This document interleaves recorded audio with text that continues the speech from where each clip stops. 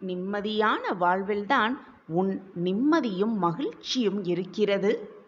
மற்றவர்களின் நலனை பற்றி யோசிப்பது தவறு ஒன்றும் இல்லை. மற்றவர்களுக்காக சிந்திப்பதும் தவறு ஒன்றும் இல்லை.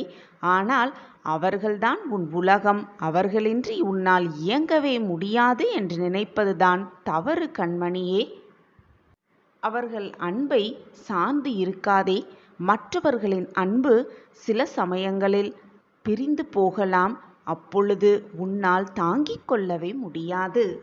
அப்பொழுது அவர்கள் பிரிந்து சென்றால் நீ ஏமாந்து உன் வாழ்க்கையில் வெறுமையை காண்பாய்.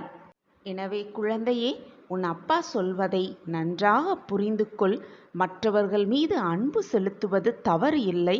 இந்த உலகத்தில் உள்ள அனைத்து ஜீவராசிகளின் மேல் அன்பு செலுத்து.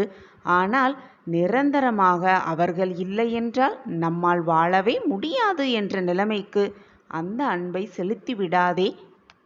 அளவு கடந்த அன்பு எப்பொழுதுமே நிலையான ஆகாது. அதில் மாட்டிக்கொண்டு உன் வாழ்க்கையை தொலைத்து விடாதே. ஏனென்றால் சார்ந்து இருக்கும் எதுவுமே இந்த உலகத்தில் நிரந்தரம் இல்லை. தைரியமாக இரு. கவனமாக இருந்து உன் வாழ்வில் நல்ல நல்ல மாற்றங்களை உருவாக்கு. நான் உன் அருகிலேயே இருந்து உனக்கு தேவையான அனைத்தையும் வழங்கி கொண்டிருப்பேன்.